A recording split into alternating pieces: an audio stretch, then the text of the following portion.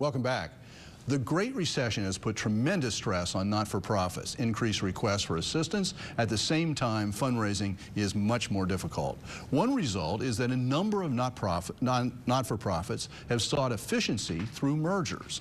One example is the recent merger of the Cincinnati Youth Collaborative and Jobs for Cincinnati Grads. I am joined this morning by Jane Keller, the CEO of the Cincinnati Youth Collaborative, and Barbara Siebel, the former CEO, the former CEO of Jobs for Cincinnati Grads and now a consultant to the merged organizations. Welcome to Newsmakers. Thank you, Dan. Thank you. Let's start, Barbara, with you. What is it from your perspective, since it's sort of merged into CYC, what is it that sort of sparked this? What caused this merger to occur? I won't say that this caused it, but it sparked it when I let my board know 3 years ago that I had retirement plans in my future.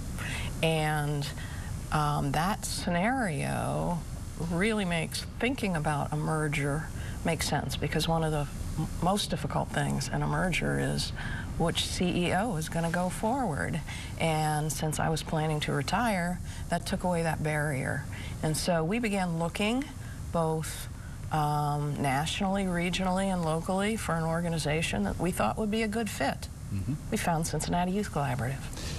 Jane, had you worked together in, sort of leading up to that, or was this really sort of, we found each other and we thought there was a fit?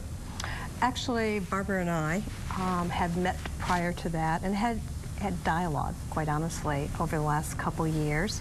We're both in youth development, working with students, making sure that they graduate from high school and go on to that next step in post-secondary. So I think there was some very natural fit. There's a beginning of a relationship before this as well that really helped propel the dialogue and the trust.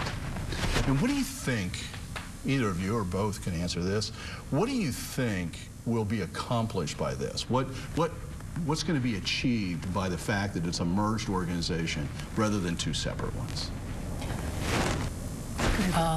I'll start with the back office operations.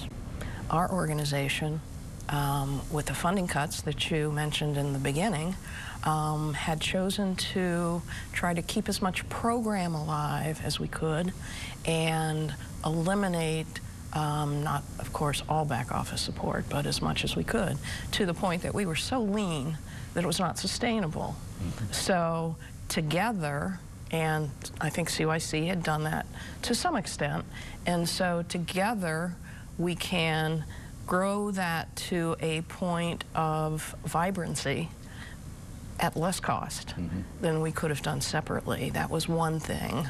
Jane? Yeah, I would agree with Barbara.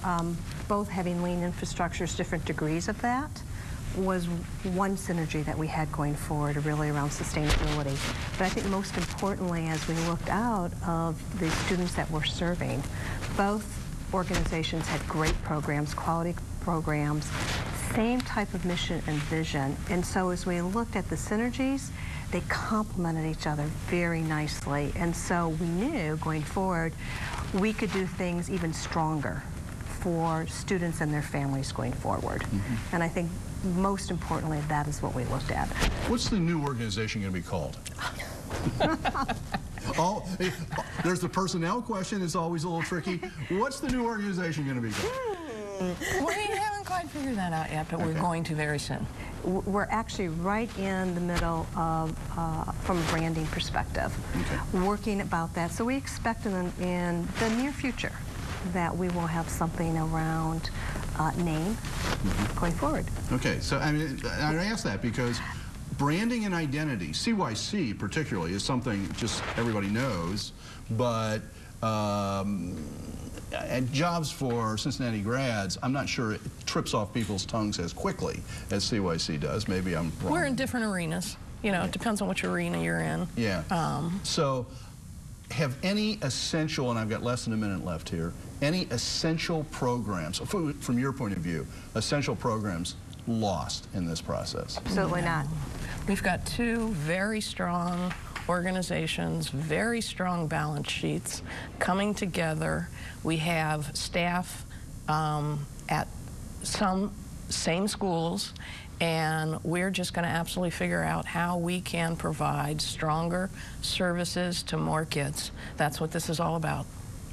That's really good. And is this the time of the year a lot of things crank up for you? It is. It's back to school. August is back to school. So perfect time. Good luck with good luck with the big thing, and good luck with moving forward in the short run, because both of those are hard. Thanks, to Dan. find out about the programs and the initiatives of CYC, for example, check out their website at cycyouth.org. or call 513-475-4165, and you'll be able to find out about the merged organizations. Thank you for making Newsmakers a part of your Sunday morning. Next week, a newly released report on the state of the local economy. Have a good week.